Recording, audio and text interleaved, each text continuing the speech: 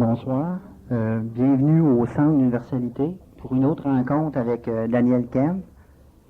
On se retrouve après un petit break d'intégration de 2-3 semaines. Fait qu'à soir, on va reprendre ça le souffle où ce qu'on avait laissé. C'est sur les attaques psychiques. Les attaques psychiques, Daniel, c'est-tu quelque chose qui est organisé contre l'homme, ça? Bon, disons que pour bien démarrer les attaques psychiques, on va définir ce qu'est la psyché.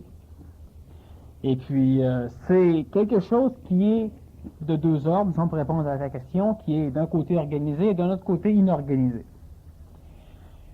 De toute façon, l'homme se fait organiser. La psyché, c'est ce qui est psychologique chez l'homme. En ce qui concerne, disons, le sujet de ma conférence. Alors, ce qui fait que l'attaque psychique, c'est donc l'attaque de la psychologie humaine, et non pas du mental humain, de l'intellect humain. Maintenant, l'homme qui a un mental est de toute façon coloré par sa psychologie, ce qui fait une personne qui subirait une attaque psychique, de toute façon subit irrémédiablement une espèce de manipulation sur son expression du mental. L'individu qui est intelligent peut, après avoir subi une attaque psychique, paraître complètement débile. Qu'est-ce que l'attaque psychique? Il n'y a pas grand fou ici dans la salle, pas grand folle non plus, et il n'y a pas grand fou ou grand folle qui m'écoute.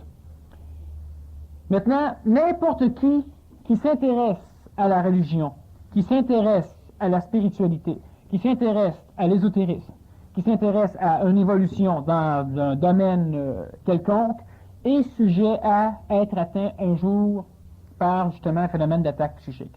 C'est-à-dire qu'il peut, à un moment donné, devenir fou. On appelle ça capoter, virer sur le top, en termes québécois.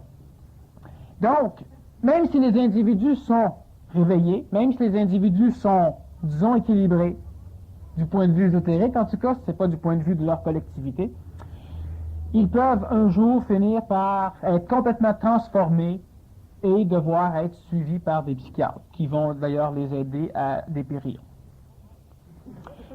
Alors, ce qui fait que c'est donc un sujet très intéressant, c'est quelque chose qui est important à connaître, il faut savoir comment arriver à ne pas être le phénomène d'une attaque psychique.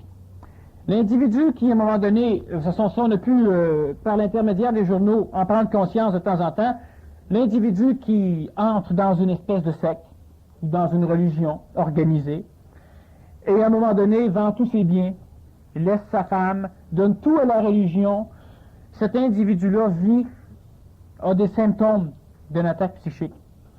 L'individu qui, à un moment donné, vous accueille à la sortie d'une bouche de métro, subit les effets d'une attaque psychique. Le premier symptôme de l'attaque psychique, ce serait le fanatisme. Mais le fanatisme, il est dangereux et il ne l'est pas. Tout dépend évidemment du cadre social dans lequel tu vas exprimer ton fanatisme. Si tu deviens fanatiste, comme quoi tout le monde devrait être végétarien, alors évidemment, quand tu rentres dans un restaurant avec quelqu'un, il faut absolument que tu fasses savoir à tout le monde qui mange de la viande que ce sont des pourris parce qu'ils pourrissent avec la viande. Faut que tu fasses savoir à tout le monde, les personnes qui ne sont pas végétariens, qu'ils devraient l'être. Alors tu es fanatique du végétarisme. Maintenant, ce n'est pas tellement dangereux. Si tu es fanatique, par exemple, du fait que les femmes sont sur la terre pour servir l'homme, et que si elles servent bien l'homme, peut-être que lors de leur prochaine incarnation, Dieu va leur permettre de s'incarner en homme. Et seul l'homme peut évoluer et atteindre Dieu. Bon, j'entends des murmures, mais il faudrait savoir que dans la ville de Montréal, il y a exactement 300 personnes qui vivent avec cette mentalité-là, dans une secte très particulière, et qu'il existe une autre forme d'expressivité religieuse qui prône aussi cet état. L'une est catholique, c'est-à-dire que c'est une secte qui se prétend catholique ou chrétienne, et l'autre n'a rien à voir avec le catholicisme, c'est surtout une religion qui vient de l'Inde. Alors donc, même si on murmure ou même si on rit, dans le contexte de Montréal, il y a des individus et des femmes, évidemment, qui acceptent ce contexte psychologique. Tu deviens fanatique lorsque réellement tu te maries et que tu domines ta femme et que la femme se laisse dominer. Il y a fanatisme dans ce genre de pensée parce qu'il n'y a pas de réflexion. Jamais tu ne dois te demander si tu as raison ou si tu as tort. D'ailleurs, c'est l'apanage du fanatique. Le fanatisme religieux, on le retrouve dans n'importe quelle organisation qui tend à convertir. Et l'attaque psychique, qui est débutée par le fanatisme, dans la psyché de l'homme, dans sa psychologie, peut dégénérer en actes très dangereux ou très déplorables, comme les meurtres qu'on a eus à Montréal et qu'on a eus en banlieue de Montréal, entre autres, les personnes qui tuaient leurs enfants et leurs femmes au nom de Dieu, les personnes qui vont violer au nom de Dieu. Hein, il y a un individu qui s'est fait arrêter il y a quelques années dans la province de Québec, qui avait violé à peu près une vingtaine de personnes âgées, des femmes, toujours au nom de Dieu, pour punir la femme. Bon. Alors, ce qui fait que ça, c'est un exemple. Moi, j'ai transporté, quand j'étais ambulancier pour Urgence Santé à Montréal, différents individus qui se prenaient pour des extraterrestres ou qui se prenaient pour Jésus, le Nazaréen, ou encore qui se prenaient pour des êtres contactés par Dieu. Ce sont des individus qui sont professeurs, infirmiers, manutentionnistes, qui sont de n'importe quelle classe de notre société et qui tout d'un coup deviennent réellement dangereux parce que ils tiennent réellement à te faire comprendre que tu es Satan, que tu es le mal, quitte à te tuer pour que tu comprennes, quitte à te battre, à faire n'importe quoi.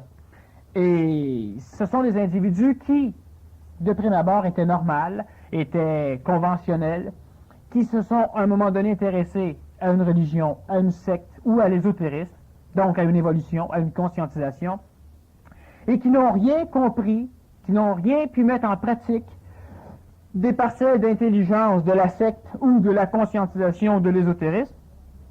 Parce que l'important, ce n'est pas ce qu'une secte enseigne, ce n'est pas ce que je dis, parce que vous allez vous en aller avec ce que vous allez avoir compris de ce que j'ai dit. Et c'est ça qui est important, et non pas ce que j'ai dit. Ce que j'ai dit n'a vraiment aucune importance. C'est ce que vous comprenez de ce que j'ai dit, ce que vous interprétez de ce que j'ai dit. Pour les sectes, c'est la même chose. Une secte va dire telle chose, un individu dans la secte est équilibré, fonctionnel dans la société, et l'autre se ramasse à l'hôpital Saint-Jean-de-Dieu. Alors, ce qui fait qu'un individu qui est normal, évidemment, ne croira jamais qu'un jour, il peut devenir fou. En ce sens qu'il peut être sujet à une attaque psychique. Le phénomène de l'attaque psychique, premièrement, peut facilement débuter, et c'est pourquoi on fait une conférence ce soir là-dessus, pour mettre en garde. Il va débuter quand un individu se met en colère parce qu'il découvre comment il était niaiseux ou comment il était ininstruit. L'individu qui se rend compte un jour qu'il a été manipulé pendant X années devient révolté. Devenant révolté, il devient fanatique de ce qu'il vient de découvrir. Alors automatiquement, il ne peut s'empêcher, donc il est manipulé autant qu'il l'a toujours été, sauf qu'il ne le sait plus, il se croit libéré, il est manipulé et il ira en guerre contre ce qui l'a manipulé, bref, contre ce qu'il a découvert. Cet individu approche le fanatisme et cet individu peut détruire tous les liens sociaux qui lui ont permis d'arriver à découvrir le phénomène de manipulation. Cet individu peut détruire du moins tous les liens, toutes les possibilités, toutes les bases structurelles de sa vie sociale, de sa vie professionnelle, de sa vie familiale. Alors, l'individu qui, à un moment donné, se révolte, et la révolte, elle est essentielle à la conscientisation. Voyez-vous, chaque démarche évolutionnaire pour l'homme, donc chaque démarche ésotérique ou religieuse ou spirituelle vers une conscientisation, se voit assujetti à un piège. Vous devez vous révolter, mais vous pouvez perdre en vous révoltant. Mais vous devez vous révolter pour gagner. Vous devez parler à un moment donné, mais vous risquez encore une fois de perdre. Mais vous devez passer par là pour gagner. C'est-à-dire que pour vous conscientiser ou pour comprendre, vous devez exprimer une certaine démarche, c'est-à-dire mettre en pratique certaines choses, et chaque fois qu'on va exprimer quelque chose, on risque de tomber dans un piège qui est l'attaque psychique. Attaque psychique qui va être menée par le plan de la psychologie planétaire, donc par le plan de l'astral, par le plan de la société psychologique, c'est-à-dire un individu se sent tellement culpabilisé, tellement détruit par une forme pensée, une forme de pensée, il ne doit pas faire telle chose, et après 15 ans, il se rend compte que Il n'y a aucune raison pourquoi il ne le ferait pas, que c'est totalement banal, que tous les peuples de la terre le font, puis que les peuples les plus heureux le font. Puis que lui, le cave, il le fait pas, parce qu'il a appris telle chose. Alors, premièrement, il fait attention quand il découvre ça, parce qu'il a peur que les individus avec lesquels il vit le culpabilisent de penser comme ça. S'il arrive à penser comme ça, au diable de la culpabilité, automatiquement, ne comprenant pas tout le cheminement, pour éviter de se sentir coupable, il va se révolter. Alors, automatiquement, là, il va se révolter contre tout son entourage, contre les prêtres, contre la famille, contre, etc.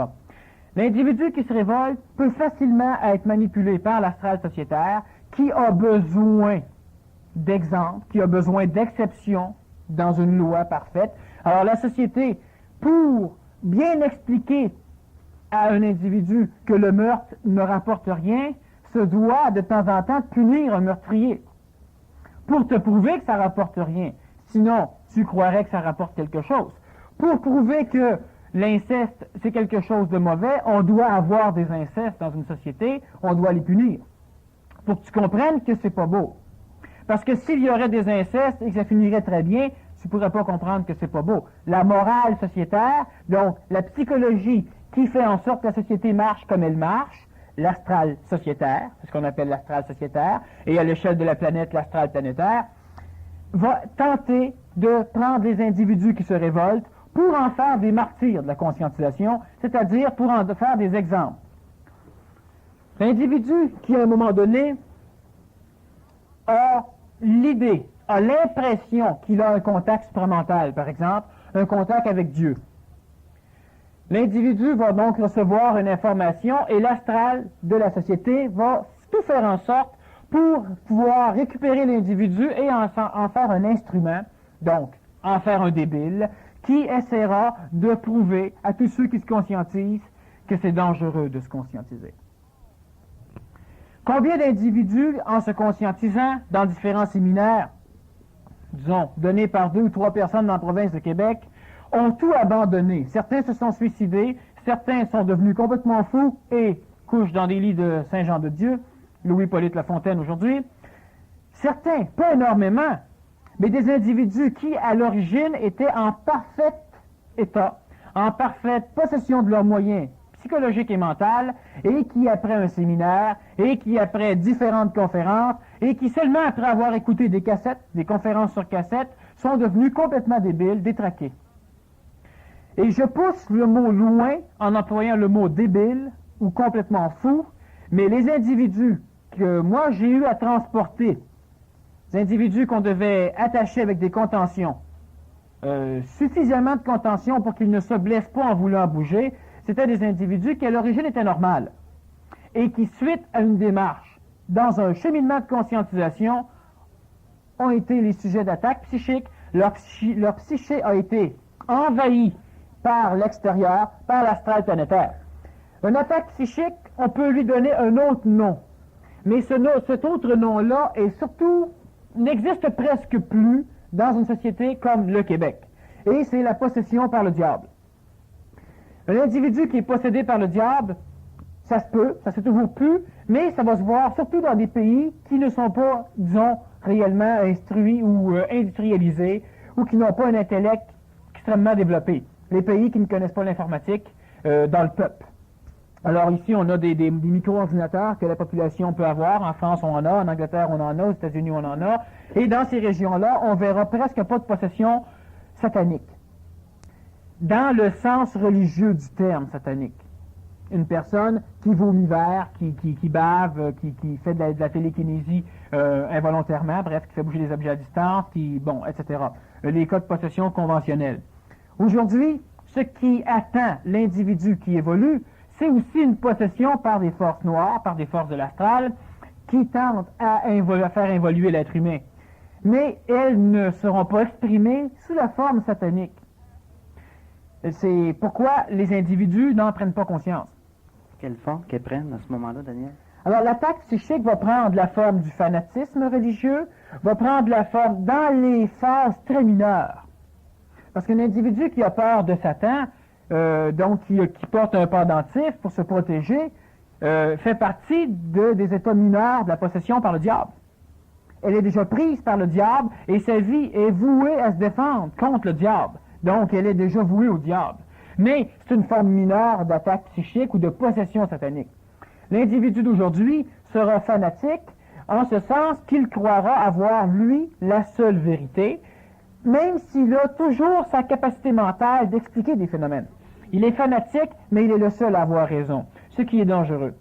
Mais c'est une forme mineure, disons un début de symptômes d'attaque psychique. Un individu qui commence à être mal pris par cette attaque psychique, c'est un individu qui, premièrement, ferme ses portes à tout. Donc, il devient paranoïa, en ce sens qu'il n'a pas peur des individus, mais il a peur en maudit des connaissances que les individus peuvent lui amener, ce qui fait qu'il va refuser toute discussion vers lui avec un autre. Lui va pouvoir t'expliquer des choses, te convertir, t'amener, mais toi, tu ne pourras rien dire. L'individu qui va plus loin que ça, c'est un individu qui n'est même plus conséquentiel des actes normaux.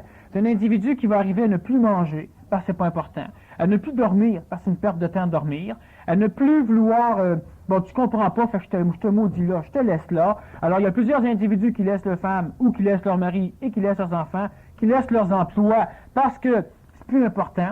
Alors, ils sont de plus en plus manipulés par l'astral négatif, et ils sont sujets à des attaques psychiques.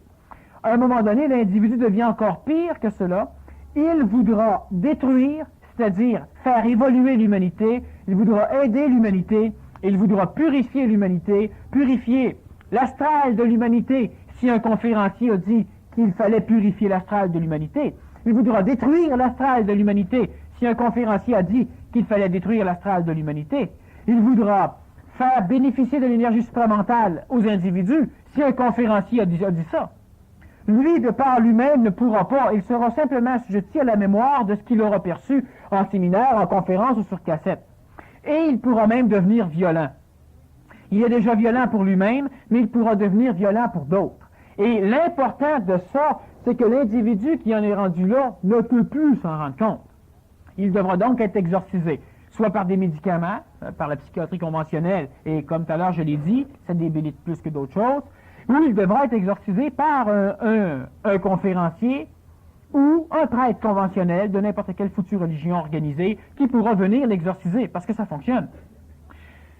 L'important, c'est pas qu'on vous exorcise une fois que vous êtes rendu très bas.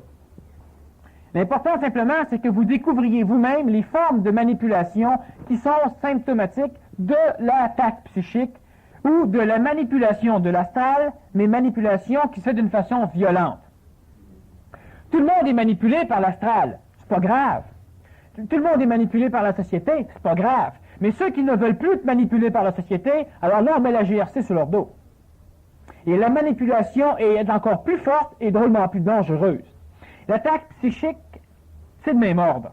C'est-à-dire que vous êtes manipulé, pas de problème, on vous annonce du beurre d'arachide Kraft, vous allez l'acheter, on vous parle d'un nouveau savon, vous allez l'essayer, on vous parle de telle chose, bref, ça va bien. On met des annonces, on met des articles dans les journaux qui amènent l'individu à prendre pitié des événements, et vous prenez pitié des événements. C'est-à-dire qu'on monte un meurtre, et puis ça vous touche. On monte des accidents, ça vous touche. On parle des personnes, des enfants qui ont été adoptés, qui veulent retrouver leurs parents, et ça en touche certains. On parle de plusieurs choses, et ça touche. Vous êtes manipulé par l'astral collectif. Mais ça, c'est pas grave, parce que l'individu, de toute façon, peut décider, même dans sa manipulation, lesquelles des choses vont le mieux avec lui. Lorsque l'individu découvre la manipulation de son patron, manipulation de la religion, manipulation des uniformes, uniforme d'un officier de police, uniforme d'un soldat de l'armée canadienne, de n'importe quel genre d'uniforme, d'un gardien de sécurité, d'une infirmière, d'un médecin, la manipulation des noms. Je suis docteur, alors vous avez telle maladie, prenez tel médicament. Et toi tu dis oui, mais peux-tu m'expliquer plus? Tu comprendrais pas, prends ça, fais-moi confiance, dans 2 semaines tu reviens me voir. Alors tu t'en vas, bon, mais il est médecin. La manipulation du mot. Toi, tu décides que c'est important, il est médecin. Et il y a plusieurs médecins qui pourraient vous dire qu'il y a plusieurs médecins qui ne valent pas grand-chose. Mais la manipulation du mot. Tu passes en cours devant le juge. Et tu ne peux pas te permettre d'éternuer ou de péter sa chaise. parce que tu es dans une cour, provinciale, mais quand c'est la haute instance fédérale, c'est différent. C'est juste des mots qu'on rajoute. Parce que, arrive tout nu dans une cour pour te faire juger, le juge est tout nu, les avocats sont tout nus, puis tout le monde est tout nu. Puis tu ne pourras pas trouver autant de sérieux dans la cour. Mets tel genre d'habit, mets tel genre de nom, tel genre de plaque sur le bureau, monte les chaises un peu plus haut, baisse les chaises des accusés, ou fais-les tenir debout, et tout est différent. Alors, la manipulation de l'astral dans la collectivité, par la société, elle est normale. Mais quand l'individu se révolte contre cette manipulation parce qu'il en prend conscience, ou il y a attaque psychique, c'est lorsque sa prise de conscience ne peut servir à rien d'autre qu'à sa psychologie de révolter. Et l'important, c'est qu'à un moment donné, l'individu qui commence à comprendre des choses se révolte. Alors, je l'ai dit, s'il se révolte par rapport à lui-même et non pas par rapport à la manipulation de l'extérieur, il n'y a pas de danger d'attaque psychique. Où cela devient dangereux, c'est quand l'individu se révolte, non pas contre le fait que lui a été brimé, mais contre le fait que l'extérieur l'a brimé. Alors lui va, même s'il est avocat, décider à un moment donné, en rentrant dans la cour, il voit le juge, qui s'appelle Pierre quelque chose, et que tu appelles votre honneur ou votre seigneurie, puis il se rend compte qu'en fin de compte, c'est un homme comme lui. Fait qu'il commence, bon, Pierre, j'aurais telle affaire. Bon, en partant, sa cause commence bien mal, parce que le juge, lui, il n'est pas au courant des manipulations. Il est juste au courant qu'il a besoin de respect, puis qu'il se sent tout frustré, tout dégringolant en bas de sa chaise, puis que ça, il ne peut pas le vivre. Alors, l'individu qui commence à subir l'attaque psychique n'est pas capable d'être diplomate pour se rendre compte que lui ne doit plus être manipulé, mais que les autres sont toujours assujettis à ce phénomène-là, donc il n'a pas à aller convertir toute la population de la province de Québec ou du monde, parce que lui vient de découvrir à un moment donné quelque chose, qu'il n'est même pas sûr que c'est vrai, mais qu'il croit être vrai. Alors notre avocat qui vient de comprendre ça, rentre, regarde ça, à l'intérieur de lui, il rit un peu, et il va jouer le jeu. Mais maintenant, il est un acteur conscient au lieu d'être un acteur inconscient, ce qui fait qu'il se conscientise sans risquer l'attaque psychique. Il ne se révoltera pas contre le reste. Alors tu rentres, ta femme ou ton mari fait une tentative de manipulation. Tu commences pas à tout lui envoyer en pleine face le fait qu'elle te manipule, puis qu'à partir de maintenant que ça marche plus, puis patati patata. Parce que si tu fais ça, toi tu essaies de le manipuler, et tu le manipules d'une façon dramatiquement dangereuse, parce que tu cries, tu te mets en colère, tu es révolté, et toute la merde que tu devrais te mettre sur le dos, tu essaies de la mettre sur la société. La société ne le prendra pas. Elle est suffisamment puissante pour ne pas se laisser prendre par un individu qui décide de tout changer, et l'individu, à la longue, finit par être de plus en plus brimé. Parce que non seulement il est manipulé par le nom, par exemple, du juge, en plus, s'il décide de passer par-dessus cette manipulation-là, il l'appelle Pierre, il se voit donner une amende.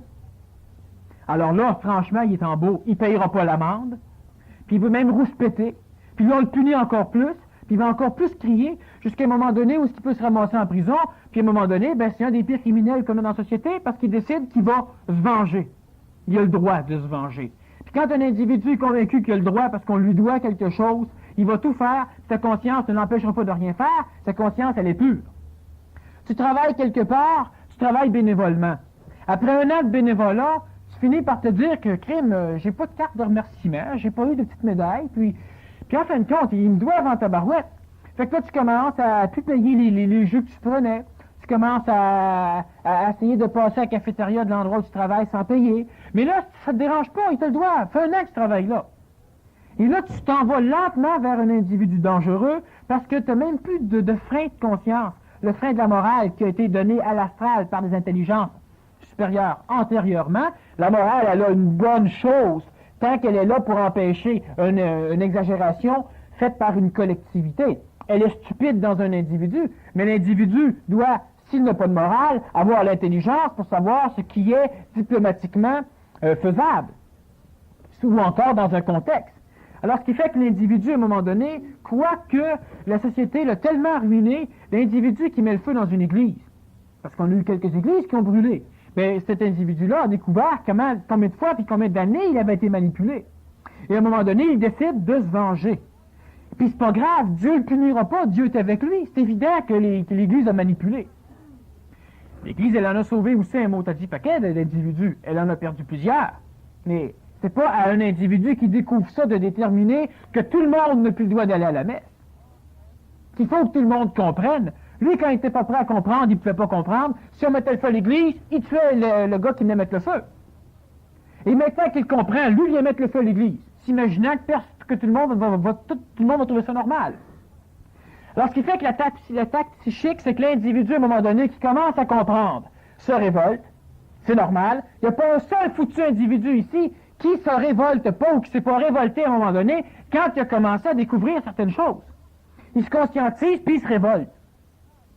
Mais sa révolte, elle est placée où? Dans l'extérieur, ou qui l'a manipulé, ou vers lui-même qui a été suffisamment sans dessein pour se laisser manipuler. Si la révolte est placée à l'intérieur, il n'y a presque pas de danger d'attaque psychique, mais la culpabilisation qui peut dégénérer de cette révolte intérieure peut nuire. Mais c'est pas grave, ça va se placer. Mais si l'individu se révolte à l'extérieur, ou l'individu croit maintenant qu'il a compris avoir des droits, la société ne lui donne pas plus de droits parce que l'individu a compris. Plus une masse comprend, moins elle est manipulable. Alors, on ne te donnera pas plus de droits parce que tu comprends. Tu deviens un grain de sable dans le rouage. Alors, on ne te donnera pas de place dans le rouage. Donc, Daniel, ça part d'une perception qui est réelle, dans le sens qu'il voit quelque chose que d'autres ne voient pas. Mais à partir du moment où l'escalade t'amène à un rôle de sauveteur, là c'est la démarcation dangereuse, finalement. C'est-à-dire que tu peux être sauveteur, vengeur ou révolté ou pour n'importe quelle foutue raison. Mais une chose qui est sûre, c'est que toi, si tu te révoltes contre l'extérieur, un individu sur 1000 qui passe par ce chemin et qui se révolte contre l'extérieur finit dans un hôpital psychiatrique, en prison ou dans un cimetière. Mais si cette paranoïa est retournée contre lui-même, est-ce qu'il n'y a pas danger aussi de suicide? Culpabilisation qui peut l'amener justement à se freiner. Mais celle-là, elle est moins dangereuse dans le plan évolutionnaire. Parce que l'individu qui évolue, c'est pas important pour personne. C'est la collectivité qui évolue qui est importante dans l'évolution de la planète, pas un individu. Sauf dans quelques rares exceptions. Alors, l'individu qui se suicide, c'est beaucoup moins grave que l'individu qui essaie de convertir la population. Parce que la population va simplement se monter contre ce genre d'individu-là, donc elle ne pourra pas comprendre le principe. Rentre dans une église, tu commences à crier n'importe quelle connerie, comme quoi il y a manipulation, que dans la Bible on dit de ne pas juger, et qu'en cours on se fait juger sur la Bible pour savoir si on dire la vérité. Donc à partir de là, ça peut te permettre n'importe quoi. Que tu ne devras pas fabriquer d'images taillées ou dessinées à la représentation des choses du ciel. Puis c'est plein de bibelots dans une église qui représentent les choses du ciel. Alors toi, tu as compris des choses, tu as vu des choses qui en soi n'ont aucune importance. Mais toi, tu vois que ces personnes-là se contredisent, tu vois que toi, tu as accepté ça, que tout d'un coup, tu découvres comment tu te laisses avoir, que Dieu s'est reposé le 7e jour, que tout le monde doit se reposer le 7e jour. Et comme tout le monde sait, dimanche, c'est le premier jour de la semaine, samedi, c'est le dernier jour de la semaine. Donc, on devrait se reposer le samedi et travailler le dimanche. Et qu'en réalité, présentement, on se repose le premier jour de la semaine. Selon le calendrier qu'on a, c'est effectivement dimanche, c'est le premier jour. De toute façon, regardez le calendrier que vous achetez. Tu découvres ça, tu rentres dans une église, puis tu veux tout briser. Qu'est-ce qui se passe? Il se passe absolument rien d'autre que la population qui est là, au lieu de se convertir à l'intelligence de ce que tu viens de dire, ben ils vont simplement voir que tu es un malade, que tu es un fou, puis que c'est parce que tu n'aimes pas Dieu que tu es comme ça, que c'est parce que tu n'aimes pas suffisamment, que c'est parce que tu ne le fais pas comme eux autres. Alors tu deviens donc une forme qui va servir à l'astral pour retarder l'évolution de la collectivité. Tu prouves à tout le monde que le monde ne doit pas faire comme toi. Gaël, lui, il va dans des conférences d'ésotérisme. Regarde comment il est rendu. Alors, tu ne fais que servir le frein à l'évolution de la collectivité. Et l'attaque psychique, je le répète bien, un individu sur 1000 peut arriver dans un état qui est dangereux. Mais un individu sur 1000, ça veut dire que juste moi, en termes d'individus qui me suivent comme conférencier, à la fois, on en a une centaine, mais en rotation, on en a un peu plus de 1000. Ça veut dire que là-dessus, il y en a un qui va se ramasser à Saint-Jean-de-Dieu ou en prison ou encore qui va se faire abattre. Si on regarde d'autres conférenciers, si on regarde la population, et ce un-là, c'est qui? Il n'y a personne qui peut le savoir parce que les individus qui vivent ces phénomènes-là sont des individus qui sont normaux. Ce sont des individus qui sont même très intelligents et qui comprennent vachement bien. Mais à un moment donné, ils ne discernent pas la révolte essentielle de la révolte qui est inutile, qui est une révolte poussée par la manipulation. L'individu qui se rend compte qu'il a été volé par les Juifs, qui décide une fois qu'il devient ministre de la Défense nationale d'exterminer tous les Juifs, est manipulé. Ce n'est pas le résultat d'une intelligence. Tu vas dans un magasin, tu achètes quelque chose, tu sors et tu te rends compte que le vendeur t'a eu. Parce que le magasin d'à côté, c'est moins cher, puis tu ne l'as pas dit. Mais le rôle du vendeur, c'est de vendre et de faire de l'argent. Le rôle de l'acheteur, c'est de barguiner, économiser, si tu ne joues pas ton rôle, ça te regarde. Puis le vendeur ne t'a pas volé, il a joué son rôle. Et toi, tu as joué le rôle du client conventionnel. Mais si tu joues le rôle d'un client intelligent, tu ne commences pas à traiter le vendeur de voleur. Tu agis en client intelligent. Puis si le vendeur te vend pareil, puis le vendeur se dit, bon, ben là, j'ai fait 35 cents de profit. C'est pas mal génial. Il ne traitera pas le client de voleur. C'est à lui de ne pas vendre. Puis s'il a vendu, c'est son jeu à lui. Mais il n'y a pas de voleur, puis il n'y a pas de volé. Il y a deux individus qui jouent un jeu. Mais toi, quand tu comprends la manipulation, tu peux arriver à manipuler le manipulateur, c'est-à-dire que tu peux arriver à décider de quelle façon tu seras manipulé. Alors, c'est trop cher, tu crois que l'individu te vole, tu crois que tu pourras avoir meilleur marché, et tu crois que si tu jases avec, tu discutes avec, tu vas réussir à faire baisser son prix puis à partir avec l'objet. Ben, c'est à toi de le faire. Si tu n'es pas assez confiant en toi, c'est pas la faute du vendeur. Tu sais, les patrons sont là pour faire de l'argent, les employés sont là pour faire de l'argent. De là à ce que l'employé demande, à ce que le patron donne plus d'argent aux employés que lui-même s'en garde? Non. C'est ce que le syndicat veut avoir. Puis il y a beaucoup de syndicats qui ont fait fermer des compagnies, et il y a beaucoup de syndicats qui ont énormément aidé les employés. Mais l'idée simplement, c'est que l'individu qui se conscientise doit voir les rôles là où ils sont. Mais l'individu qui ne voit que la manipulation d'une personne par rapport à lui-même veut se révolter. Tu rentres dans un cinéma, tu achètes un billet. Puis tout d'un coup, tu as, je sais pas moi, une crise d'angine. Fait que tu sors dehors, tu prends de l'air un peu, puis là, tu prends 15 minutes d'air. Quand tu rentres, tu dis, j'ai déjà mon billet. La personne va te dire, non, monsieur, ça se peut pas, on n'en vend pas avant. Oui, mais je l'ai acheté tout à l'heure, je me suis senti mal, je suis sorti dehors, j'ai pris de l'air. Mais c'est plein de monde. Là, tu vas t'ostiner avec elle. Puis tu peux même aller jusqu'à y traiter des noms. Ça, c'est une attaque psychique qui est limitée dans le temps, qui ne te détruira pas. Mais si c'est parce que tu t'es conscientisé que tu décides que tu dois avoir raison sur elle, ça, c'est une attaque psychique qui peut lentement t'amener à vouloir avoir raison sur tout le monde. Elle a si tu serais le patron du cinéma, tu irais l'enguirlander en tabarouette, ça laisserait rentrer un client qui a acheté un billet la semaine dernière, qui a vu le spectacle, mais on avait oublié d'y déchirer son billet, et il revient aujourd'hui te disant qu'il a eu mal, puis qu'il est sorti 15 minutes avant, puis encore un billet intact, puis il passe. Alors toi, t'es caissier, tu fais quoi? Si tu laisses rentrer le patron de gueule après, si tu l'empêches de rentrer, lui de gueule après. Si toi, t'es conscientisé, ben il y a bien des réactions qui vont pouvoir se passer en toi si tu n'es pas sujet aux attaques psychiques localisées dans le temps ou qui peuvent s'éterniser jusqu'à l'hôpital. Et tu vas réagir d'une façon intelligente. L'individu qui découvre la manipulation, puis c'est là qu'est le plus gros problème de la manipulation, d'ailleurs c'est un sujet sur lequel on va revenir dans l'impression superposée, une conférence qu'on va faire prochainement. L'individu découvre la loi de l'impression. C'est quoi la loi de l'impression? Moi je dis quelque chose, ça vous impressionne, c'est-à-dire que ça vous marque. Ça reste dans votre psychologie. Ça vous fait réagir. Bon, si on vous donne des insultes, ça vous fait réagir. Si on vous donne des compliments, ça vous fait réagir. Vous gagnez 1 million à la loterie, ça vous fait réagir. Ça, c'est simplement des événements qui sont soumis à la loi de l'impression. Ça vient marquer, impressionner, comme sur une photo, votre mémoire. Alors vous vous en souvenez. Ça vous marque. Un individu, ou encore simplement vous roulez bien lentement, bien plateau, à 30 000 à l'heure sur le boulevard métropolitain, dans la voie de gauche, puis vous obstruez toute la voie de gauche, puis les deux autres voies sont pleines. Mais vous en allez, il n'y a rien là. Tout d'un coup, il y a une ambulance qui vous envoie une sirène derrière la tête, ou encore une grosse vanne qui vous met son cornet. Puis là, la loi de l'impression entre en jeu, et vous êtes impressionné, impressionnable, et vous allez donc réagir à ce phénomène-là. La manipulation, les individus qui découvrent à un moment donné la loi de l'impression croient la manipuler. Elle n'est pas manipulable par l'être humain.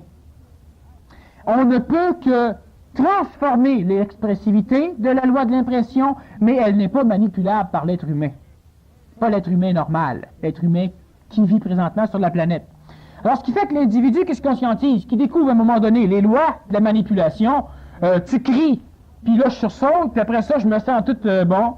Ben, à un moment donné, je vois bien que je suis manipulé. Tu as juste à crier pour que je réagisse. C'est stupide. Alors maintenant, tu cries, puis je réagis plus. Alors, je suis plus manipulé. Cet individu-là, qui croit connaître la loi de l'impression, n'en connaît rien. Parce que si je te juste faire ça au niveau de tes yeux, tes paupières vont scier. Tu es manipulé. Alors, tu décides que tes paupières scillent plus. Puis la journée que je t'envoie une claque en plein visage, je te crève un œil. Bon. Mais tu n'étais pas manipulé. Ben voyons donc. Tu bouges pas tes yeux parce que tu as appris de faire ça, c'était manipulé. Donc, tu es manipulé à ta découverte, puis tu ne bouges plus. Tu es toujours manipulé. Les yeux de sèche. Ben oui, les yeux de sèche en plus. Ouais, tu vois de moins en moins bien, dans tous les sens du mot. Alors, tu crois ne plus être manipulé. Et la loi de la surimpression, c'est ça. Ça, on va revenir à une conférence prochaine. Maintenant, l'idée même, c'est que l'individu qui découvre la loi de l'impression, la manipulation, tu aurais dû faire ça. Crème, tu vois bien que ça me fait pas plaisir ou que ça me rend malheureux. Ou encore, tu brises mon harmonie. Puis ça, il y a plusieurs conscientisés qui disent ça à leur couple, hein. Quand la femme ou le mari rentre avec ses paquets, puis tu venais m'aider à mettre ça dans le frigidaire. Tu veux pas que tu brises encore mon harmonie? Bon. Mais ça, c'est une manipulation. L'individu ne le sait pas, mais il essaye de manipuler, et il est extrêmement manipulé lui-même. Mais il croit être libre. Il est encore plus pogné qu'il l'était. Mais cet individu-là est sujet aux attaques psychiques parce qu'il essaie de tout transformer l'extérieur de façon à ce que l'extérieur ne le manipule plus parce que lui, supposément, n'accepte plus la manipulation. Ça va-tu jusqu'à dire qu'on ne devra pas être englobé par rien qui nous impressionne au point de dominer notre vie, finalement? Premièrement, c'est évident que normalement, l'individu, d'ici un futur prochain, d'ici quelques, je sais pas moi, 5 ou 500 ans à l'aile 1000 ans, l'individu va arriver à ne plus être impressionnable, l'individu collectif. C'est sûr que quelques individus hors la collectivité vont arriver à ça prochainement. Donc très très prochainement, dans les quelques dizaines d'années à venir. Mais la collectivité, 500 ans ou 1000 ans ou 2000 ans. Bon. Maintenant, l'individu, à un moment donné, ne pourra plus être assujetti à la loi de l'impression, à la loi de la manipulation. Tu vois une annonce à la télévision, et puis l'annonce ne fait rien dans ta psychologie. Mais l'attaque psychique, elle se fait où? Elle se fait quand tous les petits concepts que tu avais, tu les as détruits pour placer le gros concept de la révolte. Tu comprends. On ne te manipule plus, tu ne peux plus te laisser avoir, tu détermines de par toi-même ce qui est bon et ce qui est mauvais. En partant, tu es manipulé parce que le bon et le mauvais, c'est typique de l'astral, puis de la dualité de l'homme. Alors, ce qui fait que tu restes manipulé, mais tu crois que tu es libre. Et tu finis par décider que l'individu qui rentre puis qui dit « Viens m'aider ». Non, ça ne me tente pas. Bon. On vient donc, s'il vous plaît. Non. Tu es plus manipulé. Ça ne te tente pas, tu n'y vas pas. Il n'est pas question que tu... quoi que ce soit, tu n'y vas pas. Bon. Puis toi, quand tu rentres, viens m'aider. Non. Hey, ne manipulera pas, hein. Viens m'aider. Bon. Puis ça, c'est le phénomène de tous ceux qui se conscientisent, qui découvrent la loi de l'impression. Et qui découvrent 1 million de cochonneries dans le genre. Mon char s'en va en ruine, mais ça ne me dérange plus. Bon. Puis quand le char est sur le derrière, ben, tu marches, puis tu payes un towing, puis à un moment donné, tu n'as plus d'argent, puis tu es sur le bien-être, puis tu n'es pas manipulé. Ben, tu es manipulé en maudit, sauf que tu ne crois plus. Mais si tu décides, justement, que tu ne te feras plus manipuler, ça veut dire quoi? Ça veut dire qu'intelligemment, par l'intelligence, si l'énergie supramentale, par l'intermédiaire de l'ajusteur de pensée, peut venir en toi, te diriger. Parce qu'il faut bien comprendre que l'ajusteur de pensée va ajuster l'idéologie mentale. Mais l'ajusteur psychologique qui existe, lui, va ajuster, bien avant l'ajusteur de pensée, tous les phénomènes vibratoires de ta psychologie. Mais si l'ajusteur psychologique ne peut pas entrer en fonction, parce que l'être humain, l'individu qui se conscientise, n'en a pas le besoin, ne veut pas communiquer avec son ajusteur psychologique, ne veut pas vérifier par le mental ce qu'il fait dans sa vie, ce qu'il exprime, l'individu va simplement vouloir se révolter contre tout ce qu'il manipule. Alors automatiquement, L'individu qui ne veut plus être manipulé décide simplement que ce qui se passe ne laisse pas de traces en lui et que lui, à partir de l'intelligence de sa psychologie, va décider si oui ou non il devra agir ou ne rien faire. Alors tu arrives, tu me dis viens m'aider à ramasser l'épicerie, c'est pesant puis tu fais jamais rien. Donc c'est une manipulation de l'autre. Tu me fais jamais rien. Elle veut te culpabiliser pour que tu fasses de quoi? Toi tu penses à ça, ah elle me culpabilise, elle veut me manipuler. Maintenant elle a 8 paquets à monter puis elle est toute seule. Fait que moi aller l'aider. Fait que tu dis oui chérie, tu te lèves, tu y vas. Tu n'es pas manipulé. Et tu refuses la manipulation, mais tu restes intelligent. Et l'autre, ce que l'autre pense, ça n'a aucune importance pour toi. L'autre individu qui refuse d'être manipulé, il n'est pas intelligent. Et c'est ceux-là qui sont sujets aux attaques psychiques, et c'est la grande majorité des individus qui se conscientisent, 99,9999999,9% des individus, qui sont sujets à l'attaque psychique dans les premiers débuts de la conscientisation. Alors, ce qui va arriver, elle veut me manipuler, non, tant qu'elle veut me manipuler, moi je le fais pas. Fait que ça fait rien, tu n'y vas pas. Elle monte ses 8 paquets, même si c'est ta bouffe qui est devant. T'sais? Alors là, tu deviens dangereux lentement. Tu vas briser ton ménage, ça c'est pas trop grave. Mais si tu te révoltes même contre la femme qui brise ton ménage, parce que c'est pas toi qui le brise, c'est elle, elle a rien qu'à se conscientiser comme toi, puis c'est tout. Ben lentement, pas trop vite, tu fais partie du 50% des individus qui se conscientisent, qui vivent des problèmes de ménage, des problèmes de travail, des problèmes au niveau de leur contexte social. Et de ces 50%-là, 10% vont être malades, et là-dessus, peut-être 1 sur 1000 peut être dangereusement malade.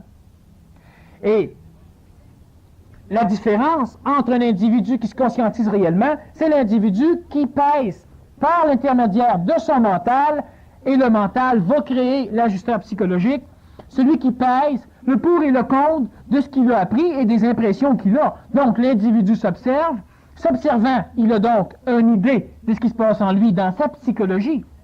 Ça devra être interprété par l'ajusteur psychologique qui va être créé par le mental, disons par l'intellect, et l'intellect va regarder ce qui se passe en toi et l'événement, et va te donner l'idée, c'est-à-dire va te suggérer l'action qui devra être faite pour qu'effectivement il n'y ait pas de manipulation, mais qu'il y ait intelligence. Si j'arrive et que je te dis je vais te tuer. Sauf si tu lèves la main. Alors je te manipule. Que tu dis, ben il ne me manipulera pas. Bon, je te tue. Alors t'es bien mieux d'être manipulé et de lever la main. Ça, dans un point extrême, tu vas le faire. Mais si c'est pour monter des paquets d'épicerie, qu'il y a 3 étages, qui fait froid, que tu es en pantoufle et en robe de chambre, puis que ta femme arrive d'épicerie avec ses 8 paquets, ben là, tu risqueras pas de mourir. Alors là, tu peux décider que, je m'en vais aux toilettes. Elle a la diarrhée. Bon. Fait que, puis si ta femme a décidé qu'elle s'assoyait, puis une demi-heure après, quand tu sortais avec ton astérix en dessous du bras, puis là, qu'elle voulait encore que tu ailles l'aider, ben tu peux, si tu es du côté révolutionnaire, ben devenir violent. Que ça fait une demi-heure. Tant qu'à niaiser l'heure, elle peut y monter, ces maudits paquets. Même si c'est ta bouffe qui est dedans comme la sienne. Tu ne peux pas peser, tu ne peux pas voir, parce que tu ne fais qu'agir au niveau de ta psychologie. Alors, ce qui fait, Daniel, à ce moment-là, durant l'attaque psychique, là, qu'est-ce qui fait l'ajusteur psychologique? L'ajusteur psychologique, c'est facile à reconnaître. Si un jour vous vous mettez en colère contre l'extérieur de vous, vous êtes assujetti à une attaque psychique. Mineure, localisée, mais c'est un symptôme du début. Alors, un individu qui se conscientise ne peut pas se mettre en colère contre personne, et s'il ne se met pas en colère contre personne, c'est qu'il a un ajusteur psychologique en opération avec lequel il communique très bien. Et l'ajusteur psychologique, tous les individus en ont un qui est très individualisé, qui est personnalisé aux individus. Il est relatif de l'intellect, du mental de l'individu et de sa psychologie. C'est une synthèse, disons, une espèce d'ONU entre les deux. C'est un terrain neutre qui permet à l'astral et au mental de pouvoir se communiquer pour pouvoir décider des choses. Et la psychologie, l'homme psychologique qui est en relation avec son ajusteur psychologique, est un individu qui, avant d'agir, laisse le mental peser le pour et le contre d'une action et qui, normalement, va écouter le résultat de ça au lieu d'écouter le résultat belliqueux qu'il a en lui. Tu te mets en colère, tu cries, tu parles, tu veux dominer, tu es sur le mauvais penchant de la conscientisation, tu es assujetti au côté obscur de la conscientisation, tu es sujet à être manipulé, puis à un moment donné, à être possédé, à être totalement dépendant d'une attaque psychique. Si tu ne te mets pas en colère jamais, c'est sûr que de temps en temps, vous allez vous mettre en colère.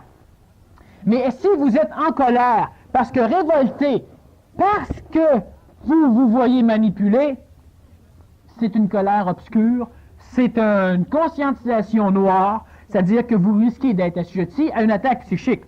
Si vous vous mettez en colère parce que l'astral s'exprime sans qu'il y ait eu de révolte, sans que vous ayez eu à fouiller dans vos mémoires de conférences ou de cours ou d'apprentissage ou de découvertes, pour découvrir que vous étiez manipulé, il n'y a aucun danger, c'est une colère psychologique conventionnelle.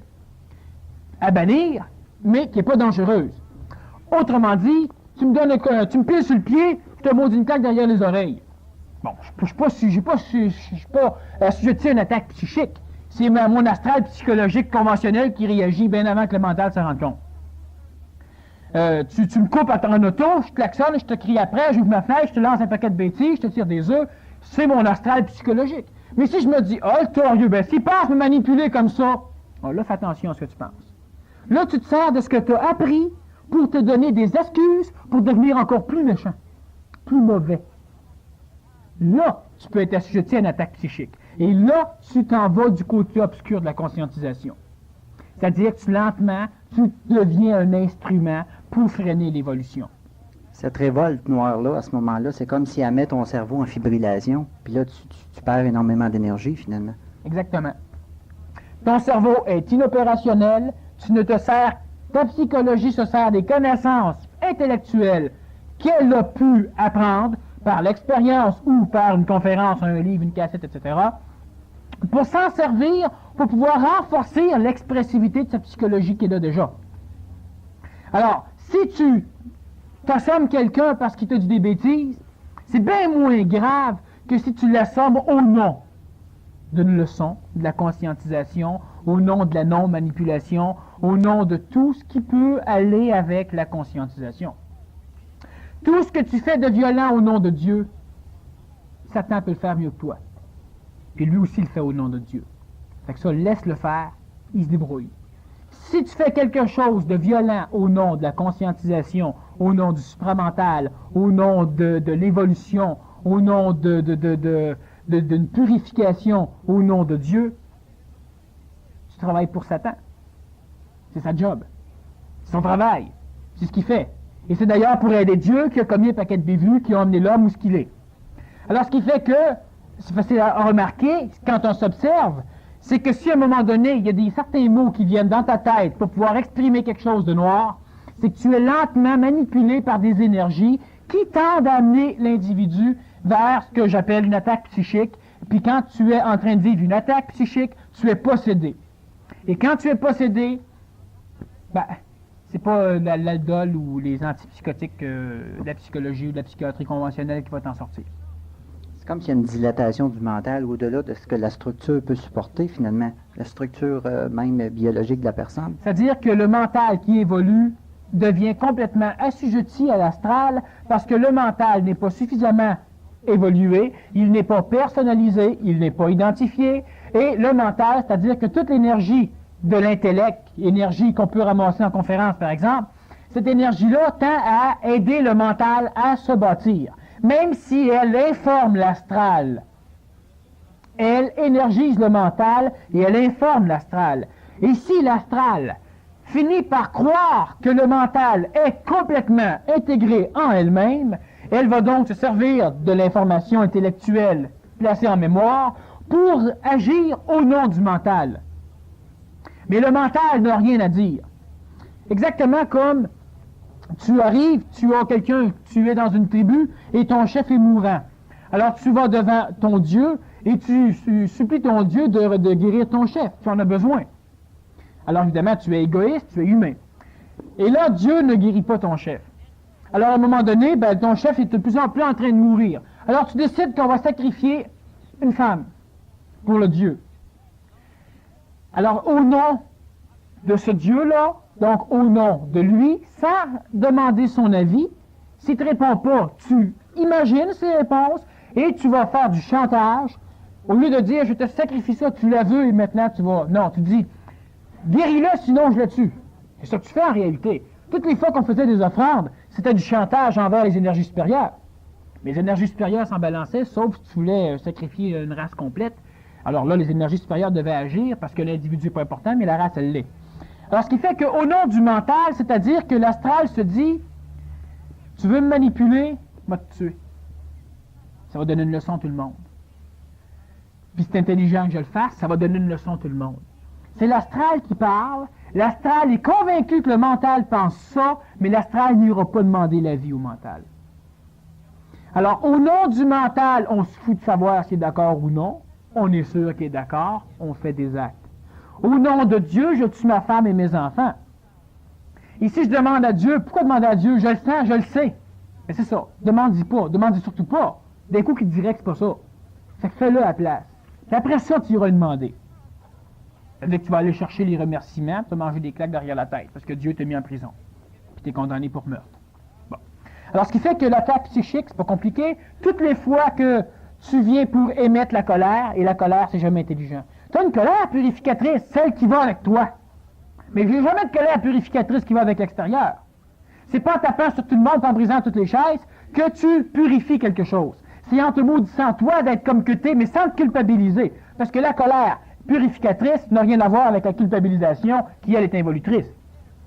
Alors, ce qui arrive, c'est que si tu es en colère par rapport à toi-même de ta stupidité, pas de problème, tant que ta colère ne dure pas plus que quelques millièmes de seconde. Bon. Mais si tu es en colère avec l'extérieur, sois sûr que c'est l'expressivité de ta psychologie conventionnelle, normale, ou d'une psychologie qui agit au nom du mental, donc qui est manipulée par des formes très évoluées de l'astral, donc tu es assujetti à une attaque psychique, qui peut être mineure, mais qui lentement, de révolution en révolution, selon ce que la vie va t'amener, peut t'amener à être drôlement atteint par une attaque psychique, à devenir totalement possédé. Alors tu es révolté contre le gars qui t'a coupé, t'écrases sur le champignon, puis tu le recoupes, tu le rentres dans le fossé, puis le gars se tue. Tu es condamné pour meurtre au 2e degré, meurtre sans préméditation, et tu as 25 ans à faire. Toi qui voulais lutter contre la manipulation, quand tu vas sortir de prison, tu vas l'avoir où la manipulation? Tu vas-tu en vouloir à la société qui t'a manipulé pendant 25 ans? Tu es fait. Tu es sujet aux attaques psychiques, tu es complètement possédé, tu fais partie des conscientisés qui sont tombés dans du mauvais côté. C'est sûr que si tu fais juste te couper et il ne se passe rien d'autre, ton attaque psychique était banale, mais il n'y a rien qui dit que ce que tu fais comme action sous l'impulsion d'une petite attaque psychique mineure ne dégénérera pas en chose hyper monstrueuse. Tu es manipulé, puis ils ont mis du parfum d'un rideau. Pour rire, tu allumes un briquet, puis tu veux faire juste leur faire une peur avec le mot du rideau. 40 morts. À Chapet. C'était pas le cas du bonhomme. Mais si toi, tu aurais voulu te révolter contre la manipulation, puis faire ça, puis il y a 40 morts, t'es-tu manipulé? Dois-tu en vouloir? T'es dangereusement soumis aux attaques psychiques. Terminant, là. L'homme, en général, ne peut pas savoir au départ jusqu'où ça peut se rendre. Ça. Une fois que c'est amorcé. C'est ça qui est important. C'est que tu ne peux pas savoir. Puis la maudite astrale, à l'intérieur de toi, va te dire, non, fais-le, fais plus loin que ça, t'es pas fou, tu n'iras pas jusqu'à tuer. Fais-le, ça. C'est pas grave, ça. Il va finir par comprendre. Tu sais, tu agis au nom du mental, fait que les raisons intelligentes pour mal agir, tu en avoir. Surtout si ta conscience, elle est claire. On te le doit. On t'a suffisamment manipulé que maintenant tu peux faire telle chose. Et là, c'est dangereux. Te mettre en colère contre l'extérieur, le moindrement que tu cries et que tu te sers de certains mots, comme manipulation, comme supramental, comme n'importe quoi. Tous les mots que j'ai expliqués tout à l'heure, tu es dangereusement soumis à une attaque psychique et tu peux devenir un autre individu qui va finir par être possédé. 1 sur 1000. Et puis quand je dis 1 sur 1000, c'est pour vous rassurer. Donc, Daniel, quand ce processus-là, tu viens de dire que plus l'individu a la conscience claire, en tout cas, tout ça, est-ce qu'on peut dire que plus il a la conscience claire, plus il fait une gaffe face à des lois d'impression, tout ça, plus le retour est rapide aussi? Toujours. Mais l'important, Pour l'individu, vois-tu, c'est que, puis ça, c'est pas ceux qui se conscientisent ou ceux qui croient se conscientiser. D'ailleurs, c'est surtout ceux qui croient se conscientiser. Ceux qui se conscientisent, ils n'ont pas de problème. Mais pour se conscientiser, tu commences par croire que tu te conscientises. C'est ce qui te fait rester dans le chemin où tu es. Puis à un moment donné, ben, tu débarques complètement, voyant que tu t'en fait avoir. Ben non, tu restes dedans, voyant que ça a bien de l'allure. Puis tu commences à comprendre. C'est avant que tu comprennes réellement. C'est dans le temps que tu penses comprendre que tu peux te faire ramasser. Dans une religion, une secte ou dans l'ésotérisme ou en n'importe quel phénomène, où ce que l'individu est là pour essayer d'éliminer ses problèmes, donc de s'améliorer, ou carrément de participer à n'importe quel foutu plan imaginaire ou réel. Alors ça regarde les individus dans n'importe quel phénomène religieux, social, de groupe, les guerrieros, ça regarde les militants, ça regarde les partis politiques, ça regarde l'ésotérisme, ça regarde tout ce qui t'amène à vouloir te transformer. Et quand tu milites, tu deviens donc fanatique, là c'est que tu es déjà aux portes de l'attaque psychique. Jusqu'où elle va te mener? Elle peut te mener juste à une crise de cœur où tu vas mourir parce que tu t'es trop donné pour rien, comme elle peut te mener à massacrer du monde au nom de ça. Si on regarde un individu qui rentre dans un endroit où il y a un parti politique, puis qui tire sur tout le monde du parti, puis tous ceux qui travaillent, qui sont soumis de ça de près à ce parti-là, ben le gars, il est fanatique. Le gars, il est assujetti à une attaque psychique. Puis c'est un bonhomme ou une bonne femme que normalement, elle ne ferait rien. Mais tout d'un coup, elle prémédite, toutes les coordonnées, elle est intelligente, elle est normale, elle n'est pas malade, un psychiatre ne verrait rien, puis même après le massacre, on ne voit pas plus. Puis l'individu, il est toujours normal, mais il n'y a rien qui s'est passé, il était assujetti à une attaque psychique. J'ai déjà collectionné, quand j'étais jeune, des articles de journaux, assez amusants. Un policier sort son revolver, tue 2 de ses collègues, 3 passants et se suicide. Un père de famille tout à fait normal descend 12 personnes dans le bloc appartement et se suicide. Puis ça, j'en avais ramassé une pile. En dedans de 3 ans, dans les journaux qu'on avait à l'époque, Montréal Matin, Journal de Montréal, La Presse. Alors, si on fait juste essayer de comprendre, ces individus-là, avec quoi ils étaient assujettis à des attaques psychiques. Mais c'était des attaques psychiques subites. À un moment donné, s'est passé quelque chose qui les a totalement frustrés, ça en était fait. Tu sais, le gars qui est allé chez McDonald's, là, je me souviens plus en quelle place, je pense en Floride, qui est rentré là, qui a descendu un paquet d'enfants, un paquet de personnes, un bébé d'une chaise roulante, qui a tué un paquet de monde, puis bon. Ben, l'individu il subissait une attaque psychique. Est-ce qu'il voulait se conscientiser ou non? Il était dans une phase où il découvrait justement qu'il n'avait pas raison, qu'il était manipulé. Sa femme lui avait dit qu'elle s'en allait. Elle déménageait. En attendant, ils ont été chez McDonald's pour manger. Le gars, il voulait plus se faire manipuler, c'était fait. Puis c'est un bonhomme qui, 2 heures avant, jamais n'aurait pensé à aller massacrer un paquet de personnes. Bon, alors, vous êtes tous soumis à ça. L'individu qui se conscientise ou non est soumis à ça, et l'individu qui vit, de toute façon, a des problèmes face à la mort, face à la souffrance, face à la perte d'une personne chère. Alors, veut pas, nommez-moi un individu comme tel, ne cherche pas à évoluer, il n'y en a pas. Ils n'en parlent pas. Lui, il veut pas évoluer, il fait partie des Krishna, mais il veut évoluer, justement. Lui, il veut pas évoluer, il chauffe le taxi. Tu sais pas tout ce qui se passe dans sa tête, puis comment il réagit à tout ce qui se passe en arrière, à tout ce qu'il compte. Tous les individus sont sujets à ça. Mais les individus qui s'approchent de l'énergie supramentale sont encore plus sujets à ça parce que leur psychologie a plus d'outils pour arriver à s'autodétruire. Mettez-vous en colère contre n'importe quoi, on s'en fout, tant que c'est pas contre moi. Bon.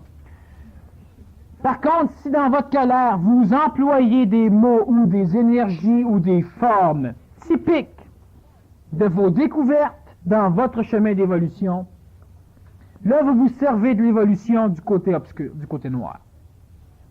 Donc, vous êtes aux portes de l'attaque psychique, et lentement, ça peut vous amener ça aux portes de Saint-Jean-de-Dieu, de Louis-Hippolyte Lafontaine. Hypothétiquement, là, l'attaque psychique ne pourrait pas passer à travers un cerveau qui serait vide. Elle va surtout utiliser des cerveaux où il y a beaucoup de concepts d'emmagasinés dedans, finalement, bien hermétiques.